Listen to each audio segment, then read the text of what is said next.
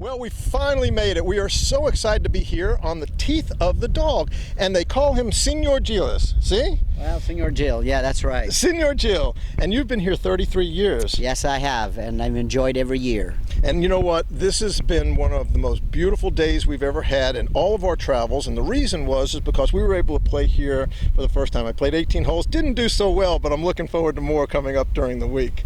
Well, you can play a lot more, and you're going to enjoy, even if you don't play so good. It's not a bad place to not play well. It's a great place to not play so well. Why don't you tell everybody a little bit about the courses and what you've got to offer here? Well, Casa De Campo, basically, we have three distinct, very different golf courses.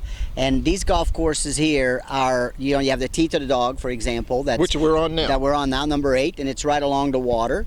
And then we have the Links, which is inland. And we have 5 holes that you play around, basically we say man-made lakes.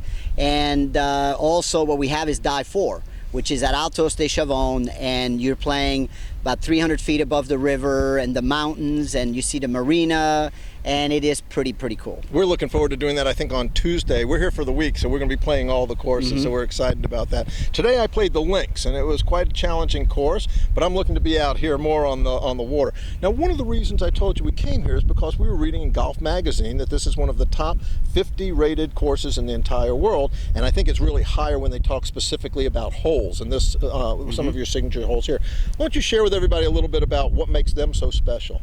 Well, first of all, the way Pete Dye's designed this golf course is you kind of start, he kind of gives you a little bit of chance to warm up, First hole's not too bad, second, third, and then you go 4, and then you get to 5. So you're playing 5, a little par 3, about 100, and, from the back tee's about 170, but the average player will play at about 135. And basically, it's like you're trying to hit a golf ball to a beach towel, except the beach towel is green. Oh, yeah. And there's water all the way around it. And then you get to 6, which is a pretty good par 4, and again 7 is a great par 3, 235 yards from the back. So it's par 3. Par 3. Oh, and then yeah. We're standing on number 8, which is about as pretty as it gets right here. You're hitting a second shot that is not extremely long, but it have to be extremely accurate. Then you go back on 10, and we let you kind of warm up again a little bit, and then we get to we have 13, which is another par 3 that's fantastic with sand all the way around, little island of with sand. I know I'll end up in there for sure. Yeah, probably, but you're not the only one that's been there. And I was actually in there today. Okay. And then you play 15, which you start a short par 4, but probably one of the best short par 4 in the world. And then 16 again on the water, which is one of those incredible par 3. And then you have 17, which is a long par 4, and then you kind of go back into the towards the clubhouse. But I've played this course 1,000 times, and there's never a day that I just don't get up and just say, God, I don't want to work today. I want to go play the Teeth of the Dog. Well, that's great. We're trying to encourage young people to find places that are hidden destinations. And some people might think, Dominican Republic, what's there and what have you. This is what, 30,000 acres? Is that what I understand? Well, the resort itself is 7,000 acres. 7,000 acres. Now, we have, obviously, this is, our company owns a sugar. And so sugar, there's hundreds of thousands of acres of sugar. That's why they encounter so big. But 7,000 acres is the resort. And we were just over at a polo match a few minutes ago watching them play, and there's the marina down there. So this is just a full-service, wonderful place, but really the focus still to me seems to be golf. Well, we're a golf resort, but the great thing about Casa De Campo is that if you're into sports, we have wonderful tennis, we have wonderful shooting, we have, like you said, polo, we have a dude ranch so they can go riding, we have a beautiful marina, you could go deep sea fishing. I mean, there's really not a sport. You could go river fishing, you could go down the river, we have snook, that you could catch there in that river. So, this is just an amazing place, and the weather is good 98% of the time. We have a few days here and there that we'll get a little rain. But like today, it rained last night. It rains during the night a lot of time, and then you get up in the day, and in the morning it's a little cloudy, and by 8:39 it's perfect. Yeah. So we are very, very fortunate. Well, we have found it so far. We've only been here one day. We have found it to be a fabulous welcome, if you will, and we're looking forward to the rest of it. We appreciate your hospitality, and I know that the people that are going to be watching this are going to be interested in finding out how they can hit out of the sand traps, because I didn't do so well with that.